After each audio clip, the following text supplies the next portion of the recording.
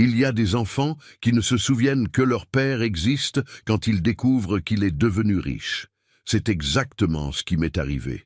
Moi, un vieux oublié au fond du jardin qui recevait à peine un bonjour, je suis devenu le papa chéri, à la seconde où les numéros du loto sont tombés. Des gens qui me traitaient comme un poids m'ont soudain traité comme un trésor. Ils ont juste oublié une chose. Le temps où ils m'ignoraient ne pouvait pas s'effacer. J'ai passé des années à être appelé fardeau, une gêne, un embarras. Je ne servais qu'à signer des papiers, garder les petits-enfants malades ou prêter mon nom pour un crédit. Personne ne me demandait comment je dormais, si je mangeais, si je me sentais seul. Mais il a suffi que le journal annonce que le vieux était devenu millionnaire pour qu'il se souvienne de mon numéro. Ils sont venus avec des sourires, des embrassades, de la nourriture, des larmes de plastique. Mais je savais déjà, ce n'était pas de la nostalgie, c'était de l'intérêt, et j'avais aussi un choix à faire. Alors écoute cette histoire jusqu'au bout, parce que ce que j'ai fait avec ces 24 millions, personne ne s'y attendait. Partage avec ceux qui ont besoin d'entendre ça, et dis-moi de quelle ville tu m'écoutes. Papa, vous devez comprendre qu'aujourd'hui, c'est difficile pour tout le monde. On ne peut plus continuer à tout payer pour vous. C'est ce que j'ai entendu de mes enfants. Payer. Ils ont dit payer. Comme si j'avais vécu toute ma vie au crochet des autres. J'ai été maçon pendant 42 ans. Je me levais à 5 heures du matin, je rentrais tard le soir, avec le corps brisé, mais la poitrine gonflée de fierté de donner tout ce que je pouvais pour eux. J'ai agrandi la maison, j'ai fait des chambres supplémentaires, j'ai posé le carrelage de mes propres mains pour leur laisser une maison meilleure que celle que j'avais eue. Et maintenant j'étais un fardeau. Ils disaient que je pesais sur leur budget, que payer mes médicaments devenait trop cher, que la nourriture avait augmenté, que le loyer était élevé, que je devais me débrouiller plus seul. Me débrouiller seul à 76 ans. Vous savez comment ça a commencé ? Petit à petit, ils ont arrêté de m'inviter au déjeuner du dimanche, puis c'était Internet qu'ils ont coupé. Puis ils m'ont retiré de leur mutuelle. Et finalement, ils m'ont laissé dans une dépendance au fond du jardin où même le soleil ne passe pas vraiment. Papa, c'est pour que vous ayez plus d'intimité. Mais je savais. Je savais que c'était pour ne pas déranger. Il ne m'appelait que quand le petit-fils avait besoin d'être gardé ou quand je devais signer quelque chose parce que mon nom avait encore du crédit dans le quartier. La seule chose qui servait encore en moi, c'était mon numéro de sécurité sociale. Un jour, j'ai eu besoin de 38 € pour compléter mes médicaments du mois. J'ai envoyé un message. J'ai attendu. La réponse, « Papa, patientez un peu, ce n'est pas possible maintenant. Patientez. » Pendant qu'ils faisaient des barbecues, postaient leur voyage sur Instagram et installaient un nouveau Thermomix dans la cuisine. Moi, j'étais en train de réchauffer du riz sur un petit réchaud sans gaz, avec une vieille casserole. C'est là que je me suis arrêté et que j'ai pensé « Pourquoi j'ai vécu tout ça? Pourquoi je me suis tué au travail si je suis devenu un embarras à la fin ?» Mais regardez, Dieu écrit même avec un crayon cassé. Un jour, en allant au bureau de tabac pour payer la facture d'électricité qui allait expirer, il me restait de la monnaie. J'ai vu un ticket à gratter sur le présentoir. Je l'ai acheté par impulsion et je l'ai gratté sur le trottoir même, sans aucune attente. 2 jours plus tard, j'étais à la banque en train de signer des papiers. L'employé tremblait plus que moi. 24 millions d'euros sur le compte de ce vieux méprisé, oublié, mais avec un nom propre et le cœur fatigué. Et vous voulez savoir la partie la plus triste? Ils l'ont découvert, je ne sais pas comment. Et le même jour, les messages ont commencé à affluer comme des fourmis sur du miel. Papa, tu nous as tellement manqué. Papa, il faut qu'on parle. Papa, on peut te rendre visite aujourd'hui. On apporte ton gâteau préféré. Visiter après des mois sans même répondre bonjour. Ils ont frappé à ma porte comme si rien ne s'était passé, en riant avec des embrassades, en m'appelant « Petit papa ». Et moi, assis sur la même vieille chaise où j'avais toujours été, mais maintenant avec quelque chose qu'ils voulaient. Pas mon affection, ni mon pardon. Ils voulaient ce que j'avais sur mon compte. Et savez-vous ce qui a fait le plus mal? Ils savaient qu'ils mentaient et ils mentaient quand même en me regardant dans les yeux. Et c'est pour ça que je vous raconte cette histoire maintenant, pour que vous réfléchissiez 2 fois avant de penser que la présence remplace l'amour et qu'une fausse embrassade trompe un cœur de père.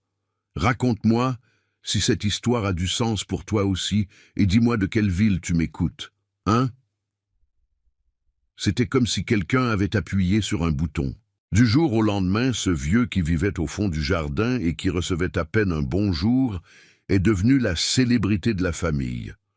Mon téléphone, qui ressemblait avant à une pièce de musée, a commencé à sonner tous les 5 jours. « Papa, comment allez-vous? Papa, vous avez besoin de quelque chose? Papa, j'ai tellement pensé à vous ces jours-ci. » Ces jours-ci, c'était 11 mois. 11 mois sans un appel, sans une visite, sans même un message vocal de 2 secondes. 11 mois où j'ai demandé de l'aide pour changer la résistance de la douche, et on m'a dit « Voyez avec le voisin papa, je suis dans le rush ». Mais maintenant, je valais à nouveau quelque chose. Et là a commencé le théâtre. L'aîné est arrivé avec un phare breton sous le bras, m'a fait une accolade serrée, bizarre, calculée, et a dit « Tu m'as manqué, papa ». Je l'ai regardé droit dans les yeux, et j'ai répondu seulement « Si je t'ai manqué, tu ne l'as pas montré ». Il a changé de sujet immédiatement, a parlé de football. Le dimanche suivant, ils sont tous venus. Les 3 enfants, les belles-filles, les petits-enfants, même le chien est apparu. Ils ont pris des photos avec moi, les ont postées sur les réseaux, avec la légende « Dimanche, avec le meilleur papa du monde ». J'ai lu ça et j'ai eu la nausée. La plus jeune m'a pris à part et, pleine de sourires, m'a parlé d'un petit projet de vie avec son mari. Ouvrir un food truck. Et elle a dit avec le visage le plus innocent du monde « Si vous voulez investir, on peut même mettre votre nom dans l'entreprise. » J'ai juste souri, un sourire sec, parce qu'à l'intérieur j'avais déjà compris. Je n'étais pas père, j'étais une banque. Ils étaient revenus à cause de ce que je pouvais donner, pas à cause de qui j'étais. Le cadet, celui qui me parlait à peine, est apparu 2 jours plus tard avec un catalogue de voitures à la main. « Papa, celle-ci serait parfaite pour vous. Elle est automatique, siège en cuir, climatisation. Vous le méritez. » J'ai regardé la voiture, puis lui, et j'ai dit « Tu sais ce que je méritais? Une visite pour mon anniversaire. Sans cadeau, sans caméra, juste avec une vraie embrassade. » Il a fait semblant de rire, fait semblant de ne pas comprendre. À partir de là, ils ont commencé à me traiter comme un roi. Ils me donnaient la meilleure place à table, m'apportaient du jus, m'invitaient à tout. J'ai même eu le café au lit. Moi qui me levais toujours seul avec des douleurs aux genoux pour faire un pain rassis réchauffé dans la vieille poêle. Maintenant, soudain, ils connaissaient même mon goût pour les crêpes au beurre salé. Mais ce que personne ne savait, c'est que je n'avais pas touché un seul centime. Rien. L'argent était là, caché. Ils pensaient que j'avais déjà commencé à dépenser, que je distribuais, que j'allais ouvrir les coffres. C'est pour ça qu'ils souriaient autant. C'est pour ça qu'ils appelaient, c'est pour ça qu'ils embrassaient mon front avec tant de facilité. Mais je ne suis pas idiot. Je regardais tout, je faisais attention à chaque geste, chaque mot. Quand je parlais des papiers de la banque, leurs yeux brillaient. Quand je disais « je pense à rénover la maison », ils sautaient presque de leur chaise. J'ai commencé à tester. J'ai mentionné un voyage et eux immédiatement. « Vous voulez de la compagnie, papa? On vous emmène où vous voulez. » J'ai parlé de changer le canapé. « Papa, il y a des magasins excellents. Je peux voir avec un ami. » C'était tout automatique. De l'affection avec reçu. Une nuit, en faisant semblant de dormir, j'ai entendu une conversation dans la cuisine.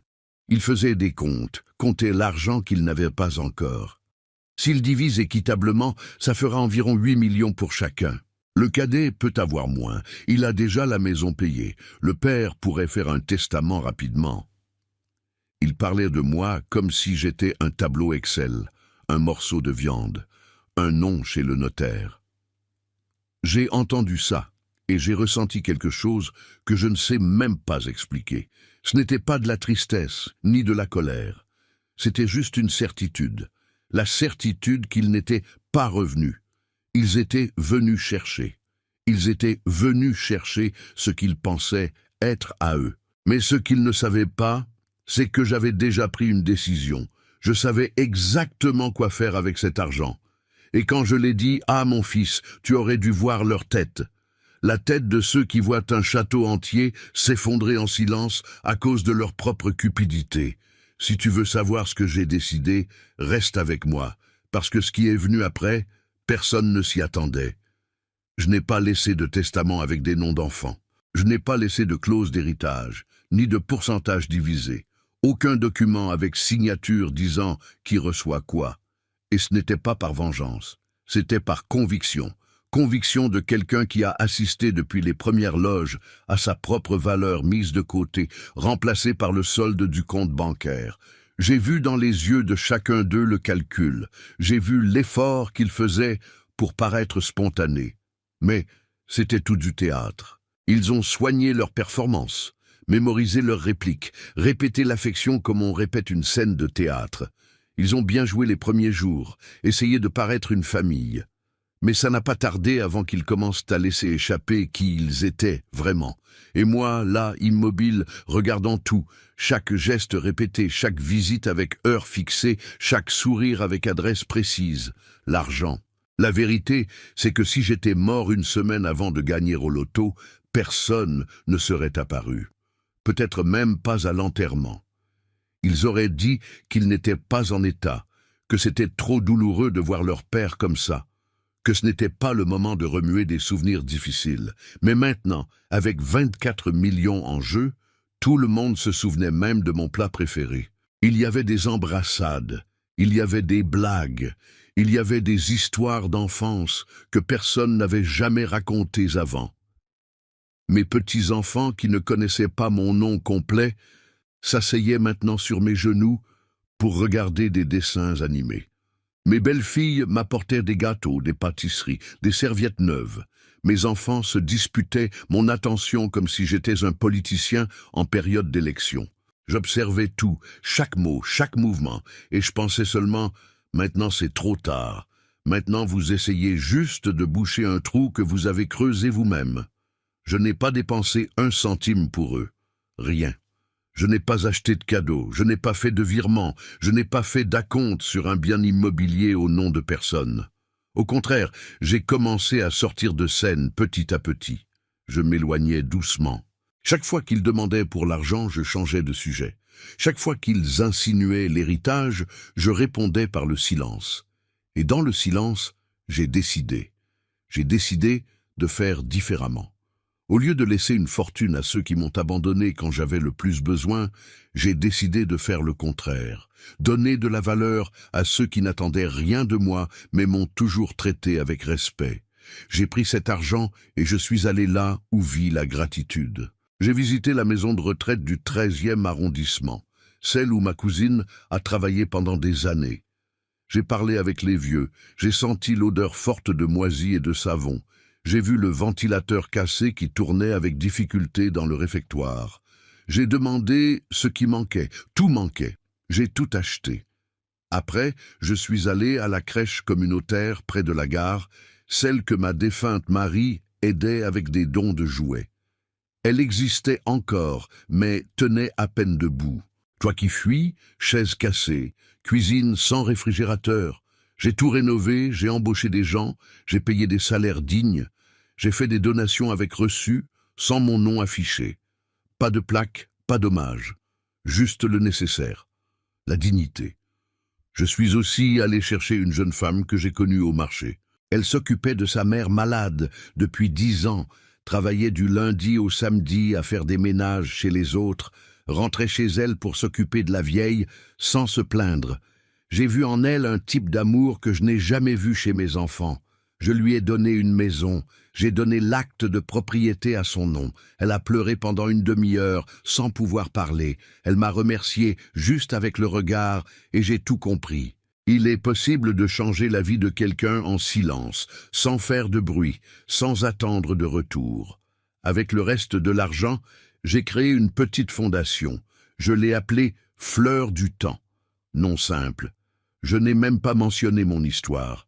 J'ai juste mis dans les statuts « Servir ceux qui n'ont jamais été rappelés ». La première action a été de payer des opérations pour des personnes âgées sur liste d'attente. La deuxième, financer des prothèses dentaires et des lunettes. La troisième, distribuer des provisions dans les quartiers où le seul repas est celui de la cantine. J'ai fait tout ça en silence. Je n'ai pas publié sur les réseaux sociaux. Je n'ai pas envoyé de photos dans le groupe de famille. Et là, quand tout était déjà fait, quand tout avait déjà une destination, j'ai écrit 3 lettres. Une pour chaque enfant. Pas avec colère, pas avec haine. Juste avec la vérité. J'ai utilisé des mots simples, j'ai imprimé, j'ai signé à la fin avec mon écriture tremblante. Le contenu était court. Je sais que vous attendiez autre chose de moi, mais j'ai attendu beaucoup plus de vous pendant des années et je ne l'ai pas reçu. Ceci n'est pas une punition, c'est une conséquence. Je vous souhaite d'être heureux. Juste ne comptez pas sur moi pour ça. J'ai mis dans l'enveloppe, j'ai scellé, j'ai remis en main propre, un par un. Sans discussion, sans regarder en arrière. Ils ne m'ont rien demandé. Ils n'ont pas répondu. Ils n'ont même pas essayé. C'était comme si, pour la première fois, ils avaient compris que le temps était écoulé. Qu'il n'y aurait pas de conversation. Qu'il n'y aurait pas de retour. Quelques jours plus tard, ils ont arrêté de me rendre visite. Le téléphone est redevenu muet. La maison silencieuse. Mais pour la première fois, ce silence ne faisait pas mal. C'était la paix. Ce n'était pas la solitude. Parce que la solitude, c'est quand on a envie de quelqu'un. Et là, je n'avais plus envie. Pas parce que j'ai pardonné, mais parce que j'ai surmonté. J'ai surmonté le besoin d'être aimé par ceux qui ne veulent que ce que vous avez. J'ai surmonté l'illusion que le sang garantit l'affection. J'ai surmonté le manque d'entendre « je t'aime » de bouches qui mentent. Aujourd'hui, j'ai ma chaise berçante, mon potager, ma radio à pile et ma paix. J'ai fait ce que je pensais juste. Je ne l'ai pas fait par bonté. Je l'ai fait par conviction. Ils ont choisi leur chemin. J'ai juste fermé la porte après qu'ils soient sortis. La première semaine après que j'ai remis les lettres a été silencieuse. Silencieuse d'une façon qui effraie ceux qui attendent encore quelque chose. Mais je n'attendais plus rien. Quand on coupe ce fil de l'espoir, le silence devient repos. Je me suis réveillé le lendemain avec le soleil qui tapait sur la fenêtre de la dépendance. J'ai fait mon café noir de la même façon que toujours, sans sucre, filtré dans le tissu, fumant dans le verre épais. J'ai mangé mon pain rassis avec de la margarine et je me suis assis sur la chaise en plastique, la même que toujours, adossée au mur où souffle le vent. Et pour la première fois depuis très longtemps, j'ai mangé lentement, sans hâte, sans voix dans la tête, sans cette pensée répétée de « Est-ce qu'aujourd'hui quelqu'un va venir ?» Non, personne n'est venu. Et c'est bien. Je n'avais plus besoin qu'ils viennent. Le temps m'a enseigné qu'il y a des visites qui n'apportent que du poids. Et si l'absence soulage, alors elle est bienvenue. Les jours suivants, j'ai créé une nouvelle routine. Rien de très différent de ce que je faisais déjà, mais maintenant sans le poids de l'illusion. Je me levais tôt comme toujours. J'arrosais mes plantes, j'arrangeais la terrasse, je balayais les feuilles, je parlais avec Nadine, la voisine qui a toujours été plus fille que beaucoup de gens par là. Elle m'apportait du pain perdu et disait comme toujours « Monsieur François, vous avez le visage plus léger. » Et c'était vrai, pas parce que j'avais gagné de l'argent, mais parce que je m'étais libéré de l'obligation d'être accepté par ceux qui ne me valorisaient que quand ils avaient quelque chose à me prendre. J'ai arrêté de m'expliquer, arrêté de me justifier, arrêté d'essayer de plaire. On perd trop de temps à essayer d'être suffisant pour ceux qui ont déjà décidé qu'ils ne verront jamais notre valeur. Et j'ai perdu trop de temps. Il est arrivé un moment où j'en ai eu assez. Et la fatigue, quand elle est bien vécue, devient sagesse. J'ai commencé à utiliser plus la radio, celle à pile. J'écoute de la musique le matin, le foot l'après-midi, les informations le soir. Je me surprends à rire tout seul avec les bêtises des animateurs. Je me surprends ému avec les chansons que ma Marie aimait. Parfois je parle à voix haute, je leur réponds, je raconte des vieilles histoires comme si quelqu'un écoutait. Et parfois, il y a quelqu'un. Nadine écoute de temps en temps. Elle s'appuie sur le mur et demande comment était ma journée. Elle m'apporte des bananes, du pain chaud, du café filtré. Son petit-fils joue au ballon sur le trottoir, crie mon nom quand il marque un but, m'appelle Pépé François. Et regardez, ce n'est pas du sang, mais c'est vrai, et ça suffit. J'ai découvert que les vraies personnes n'ont pas besoin de porter votre nom de famille pour vous porter dans leur cœur. Il y a des gens qui arrivent tard, mais arrivent juste. Et il y a des gens qui naissent dans votre maison et ne vous voient jamais. J'ai recommencé à marcher doucement, avec ma canne, dans le même quartier où j'ai grandi. Je suis allé à l'épicerie où j'ai commencé à travailler à 13 ans. J'ai acheté des oranges, des poires, des endives. Je suis allé chez le coiffeur ancien, je me suis assis sur la chaise, j'ai discuté pendant plus d'1 heure. On a ri, on s'est souvenu d'histoires que plus personne ne se rappelle. Je suis allé à l'épicerie, j'ai acheté de la farine, des biscuits, du savon de Marseille. J'ai salué des gens qui ne se souvenaient plus de mon nom, mais se souvenaient de ma façon d'être. Et dans tous ces endroits, personne n'a demandé combien j'avais sur mon compte. Ils ont juste demandé « Et alors, monsieur François, ça va ?» Et ça, pour moi, ça vaut plus que n'importe quel héritage. J'ai commencé à enlever de ma vie tout ce qui était en trop. J'ai donné les vêtements que je ne portais plus, les chaussures qui ne faisaient qu'occuper de l'espace, la vaisselle cassée qui n'allait jamais être recollée. Je n'ai gardé que l'essentiel. 3 chemises, 2 pantalons, une veste, quelques paires de chaussettes, une couverture épaisse, quelques vieux livres que Marie aimait relire. Je me suis défait de plein de choses, mais je ne me suis jamais senti plus complet. Parce que moins on a de bazar à l'extérieur, plus il reste d'espace à l'intérieur. Et j'avais besoin d'espace à l'intérieur, pour respirer, pour me calmer, pour exister sans obligation. Un jour, je me suis assis pour écrire. Pas pour quelqu'un, juste pour moi. J'ai commencé à enregistrer mes jours, sans prétention, sans vouloir publier quoi que ce soit, juste écrire pour ne pas oublier. J'ai écrit sur l'odeur du café, sur le chant du merle qui se pose sur le fil tous les matins, sur la fille de la boulangerie qui sourit sans se presser, sur l'odeur de la terre mouillée après la pluie. Et plus j'écrivais, plus je me rendais compte que la vie avait toujours été là, toujours, mais j'étais trop occupé à implorer l'attention de ceux qui me voyaient comme un fardeau. Aujourd'hui, je n'implore plus rien. Celui qui veut venir, qu'il vienne. Celui qui vient, qu'il reste. Et celui qui reste, qu'il soit vrai. J'ai aussi commencé à remarquer que ma santé s'était améliorée. La douleur dans la poitrine, qui était fréquente, a disparu. L'insomnie est partie. L'appétit est revenu. On dirait même que le corps comprend quand l'âme arrête de souffrir. Je suis plus léger, plus lucide, plus calme. Je n'attends plus de notifications sur le portable, je n'attends plus d'appel qui ne vient jamais. Et quand quelqu'un frappe au portail, je me lève sans anxiété. Parce que maintenant je sais, celui qui vient, vient parce qu'il veut, pas parce qu'il a besoin de quelque chose. Et ça change tout. Ça change même la façon de sourire.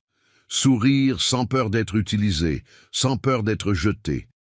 Sourire juste parce que le moment est bon, et pas parce qu'on essaie de retenir quelqu'un qui a déjà lâché depuis longtemps. Et vous savez la partie la plus curieuse ? Plus je disparaissais de leur vie, plus ils semblaient me blâmer. J'ai reçu des regards de travers, des commentaires indirects, des phrases lancées de loin, comme si j'étais ingrat, comme si je devais quelque chose, comme si être père signifiait tout accepter, tout supporter, endurer en silence n'importe quel type de mépris. Mais je ne dois plus rien. J'ai donné tout ce que j'avais, temps, travail, présence, affection, soin. J'ai été père quand personne d'autre ne l'était, et j'ai été oublié quand même. Alors maintenant, je ne donne plus rien. Ni nouvelles, ni conseils, ni excuses. S'ils veulent me voir, qu'ils apparaissent, sans prévenir, sans demander, sans intention. S'ils ne veulent pas, c'est bien. J'ai déjà appris qu'il y a des absences qui guérissent plus que de la compagnie forcée. Et c'est ça. Aujourd'hui, ma vie est simple, mon monde est petit, mais mon cœur, pour la première fois depuis de nombreuses années, est tranquille.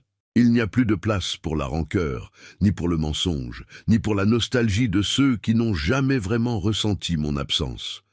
J'ai découvert que vivre en paix vaut plus que n'importe quel nom de famille. Parce qu'avoir une famille, c'est facile. Difficile, c'est d'avoir des gens qui vous traitent comme en faisant partie. Les gens ne le disent pas à voix haute. Ils ne l'admettent pas. Mais ils agissent comme si c'était la règle. Vous valez tant que vous portez les courses, tant que vous prêtez votre carte bleue, tant que vous aidez avec le petit-fils, tant que vous avez un nom propre à la banque, tant que vous cuisinez encore, tant que vous vous souvenez des dates d'anniversaire. Vous valez tant que vous servez. Après que vous vieillissez, vous devenez décoration. C'est comme un vieux meuble que personne ne jette par respect, mais que personne ne nettoie non plus, personne ne s'assoit dessus, personne ne regarde. On le pousse juste dans le coin et on attend qu'il reste tranquille, qu'il ne se plaigne pas, qu'il accepte tout avec un air de gratitude. J'ai vécu ça de l'intérieur, avec ceux qui sont sortis de moi. Et ce n'était pas pour un mois, ni pour un an. C'était presque 10 ans à avaler la sensation d'être de trop dans l'endroit que j'ai aidé à construire.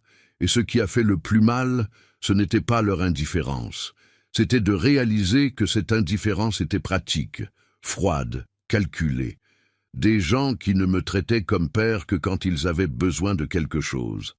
Des gens qui m'appelaient « mon vieux chéri » seulement quand il fallait remplir un papier. Quand mon utilité s'est terminée, les visites se sont terminées. Les invitations se sont terminées. Les bonjours papa se sont terminés.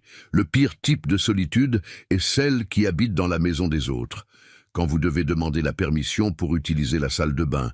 Quand votre assiette est la dernière à être servie. Quand personne ne vous écoute parler. Quand votre présence est tolérée, pas désirée. J'ai traversé ça en silence. Parce que je pensais que c'était normal, que ça faisait partie du vieillissement, que c'était juste une phase de plus. Mais ce n'était pas ça, c'était du mépris.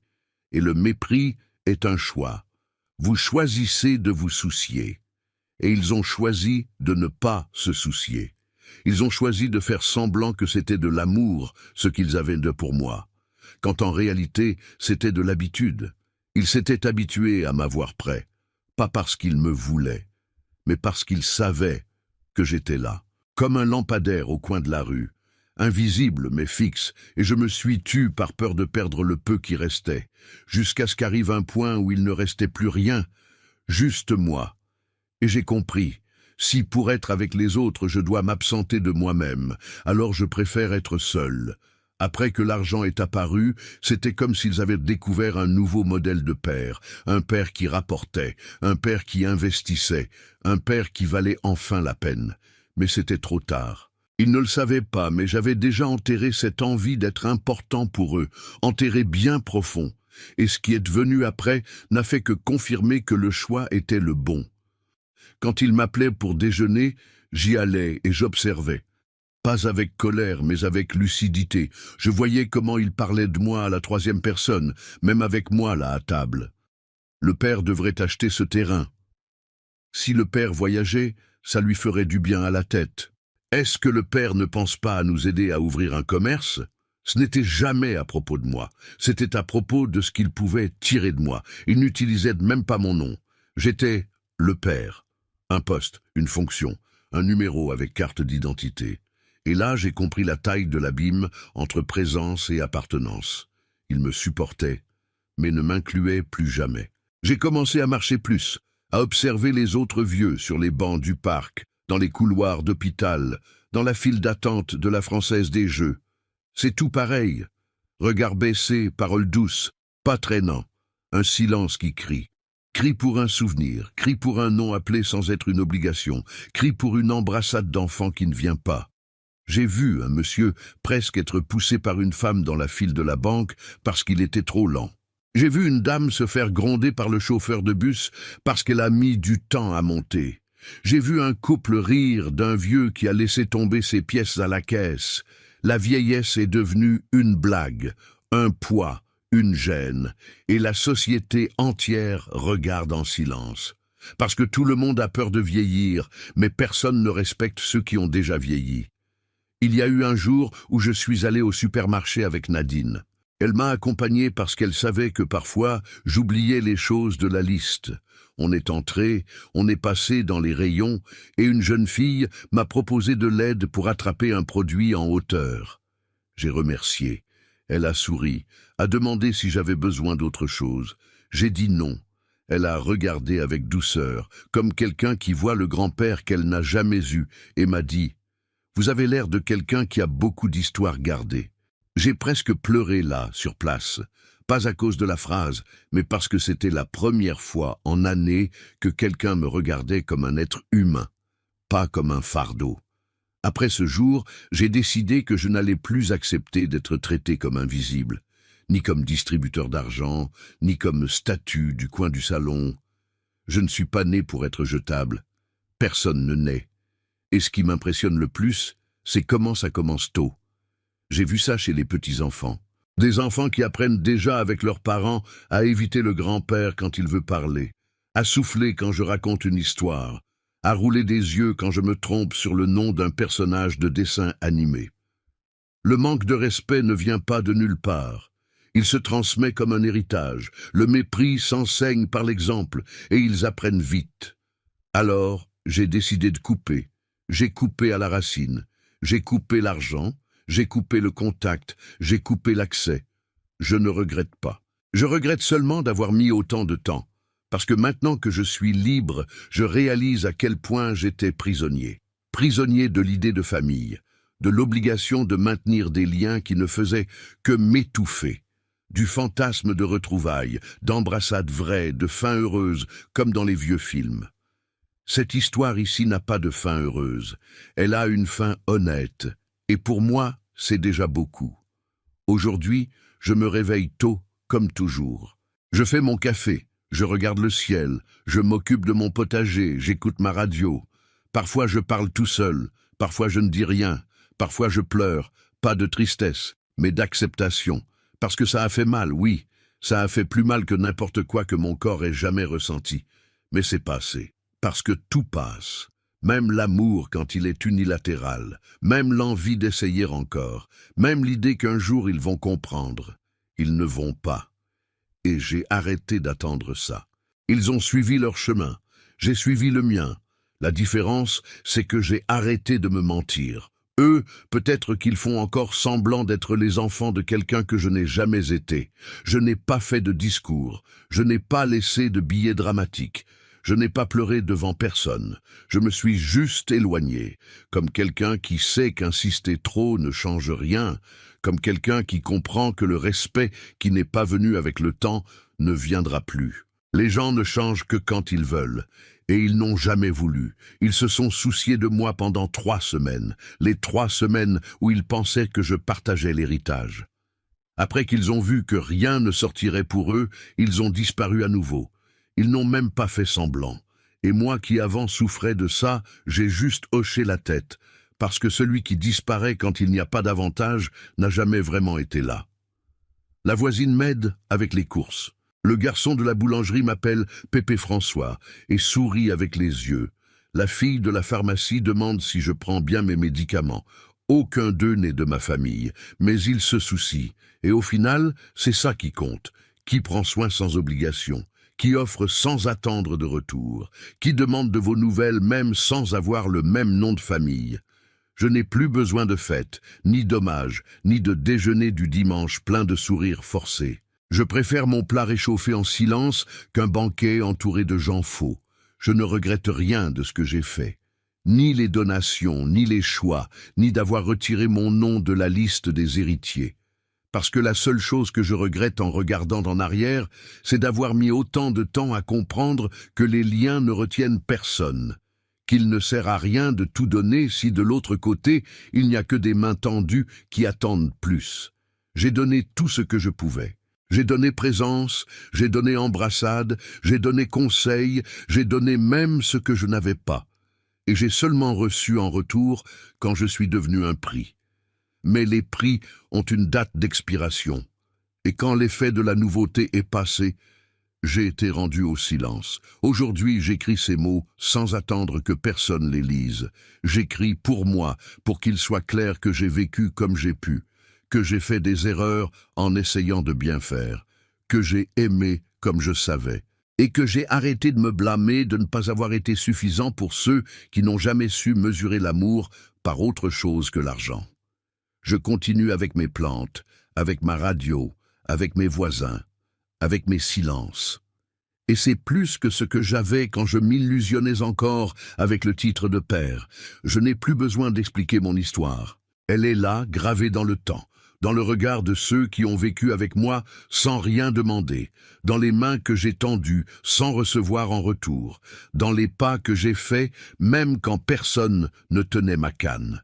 Je ne laisse pas d'héritage. Je laisse un message, un seul, traiter avec valeur ceux qui ont toujours été là. Parce que quand cette personne part, elle ne revient pas. Et si elle revient, ce n'est plus la même. Parce que l'absence enseigne, mais elle durcit aussi. Aujourd'hui, je ne suis que ce qui reste de moi-même. Et ça suffit. Pas parce que c'est suffisant, mais parce que c'est réel. Partage avec ceux qui ont besoin d'entendre ça. Et dis-moi de quelle ville tu m'écoutes.